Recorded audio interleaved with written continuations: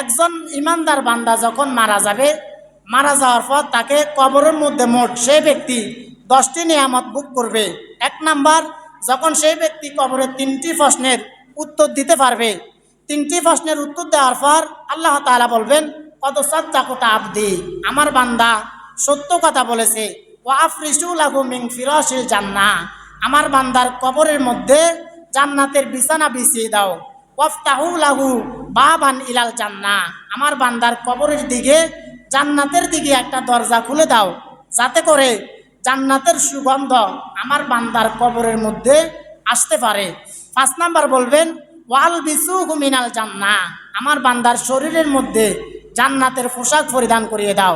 6 number বলবেন, ওয়ালা ওয়ায়ুতাহু লাহু ফিহা মাত্তা বাসরিহি, আমার এই বান্দার চোখের দৃষ্টি যত দূর পর্যন্ত যায় তার কবরটাকে তত দূর পর্যন্ত প্রশস্ত করে দাও। এভাবে বান্দাকে 10টি নিয়ামত দান করা হবে। এই কবর থেকে কারা বাঁচতে পারবে, বা আপনি কবর থেকে কিভাবে বাঁচবেন? নবীজি বললেন, ফাইদা কানা মুমিনান, যদি সে মুমিন হয়, মুমিন বান্দাকে যখন কবরে রাখা হবে, কানাতিস সালাতু ইনদা রাসিহি, তার মাথার দিকে নামাজ এসে হাজির হবে। মুমিন বান্দার মাথার দিকে নামাজ এসে হাজির হওয়ার পর নামাজ এসে বলবে, নামাজ হাজির হয়ে কবরের মাটিকে বলবে, সাবধান কবরের মাটি, এই নামাজি বান্দার সাথে কোনো খারাপ আচরণ করিও না, আমি হচ্ছি তার সারা জীবনের 5 ওয়াক্ত নামাজ, সুতরাং তুমি এই নামাজি বান্দার সাথে বেয়াদবি করিও না। আবার বলা হবে, ওয়াকানাতিস সিয়ামু আন ইয়ামিনিহি, রোজা বান্দার ডান দিক থেকে হাজির হয়ে যাবে, হাজির হয়ে কবরের মাটিকে বলবে, হে কবরের মাটি, এই বান্দার সাথে বেয়াদবি করিও না, আমি হচ্ছি তার সারা জীবনের রোজা। ওয়াকানাতিজ যাকাতু আন শিমালিহি, বাম দিক থেকে তার যাকাত আসবে, যাকাত এসে কবরের মাটিকে বলবে, হে কবরের মাটি, এই বান্দার সাথে বেয়াদবি করিও না, আমি হচ্ছে তার সারা জীবনের যাকাত।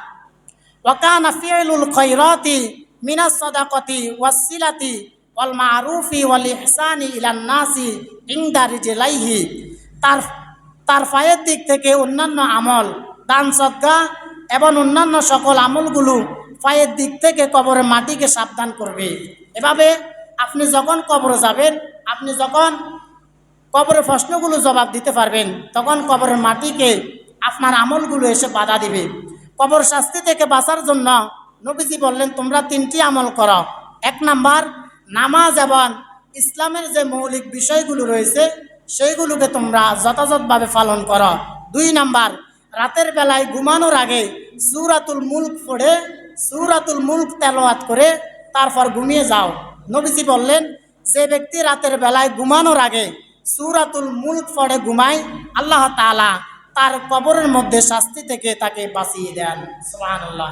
তাহলে যে ব্যক্তি রাতের বেলায় সূরাতুল মুলক পড়বে, কিয়ামতের দিন সে ব্যক্তি যখন মারা যাবে, সেই ব্যক্তিকে যখন কবরে রাখবে, তখন কবর তাকে কোনো শাস্তি দিবে না, কোনো আযাব দিবে না। 3 নাম্বার, কবরের শাস্তি থেকে বাঁচার জন্য সব সময় আল্লাহর কাছে দোয়া করা। কবর কাকে বলে? কবর হচ্ছে মৃত্যুর পর থেকে কিয়ামতের আগ পর্যন্ত মানুষ যেই জায়গায় অবস্থান করে তাকে কবর বলা হয়। কবর হচ্ছে মৃত্যুর পর থেকে কিয়ামতের আগ পর্যন্ত মানুষগুলো যেই জায়গায় অবস্থান করে তাকে কবর বলা হয়।